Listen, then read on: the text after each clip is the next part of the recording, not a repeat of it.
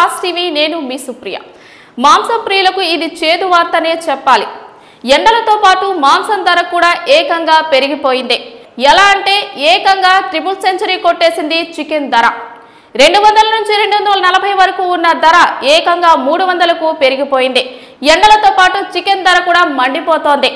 ఆదివారం కదా అని చికెన్ దుకాణానికి వెళ్లిన వారు కోడి మాంసం ధర 300 రూపాయలు అనేటప్పటికీ పరేషాన్ అవుతున్నారు. వాస్తవానికి చికెన్ ముక్కలేనిదే ముద్ద దిగదు కొందరికి. మెనూలో చికెన్ వంటకం ఉండాల్సిందే. కానీ గత కొద్ది రోజులుగా కొండెక్కి కూర్చున్న చికెన్ ధరలు వినియోగదారులకు చుక్కలు చూపించాయి.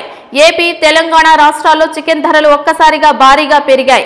గత వారం వరకు కిలో చికెన్ రేటు 200 నుంచి 240 రూపాయల మధ్య ఉండగా ఇప్పుడు మరింత పెరిగి కిలో ఏకంగా 300 రూపాయలు పలుకుతోంది. మరికొన్ని ప్రాంతాల్లో అయితే 320 వరకు ధర ఉంది. అయితే వారం వ్యవధిలోనే కేజీకి 60 నుంచి 100 రూపాయల మేర చికెన్ ధర పెరిగినట్లు పేర్కొంటున్నారు. చికెన్ రేటు మరో 2 నెలల వరకు ఇదే పరిస్థితి ఉంటుందని వ్యాపారులు పేర్కొంటున్నారు. మండుతున్న ఎండల వల్ల కోళ్ల ఉత్పత్తి బాగా తగ్గిపోయిందని పేర్కొంటున్నారు. గ్రేటర్ హైదరాబాద్, విజయవాడలో చికెన్ రేటు కేజీ 300 నుంచి 320 వరకు పలుకుతోంది. లైవ్ కోడి ధర 220 నుంచి 250 వరకు విక్రయిస్తున్నారు.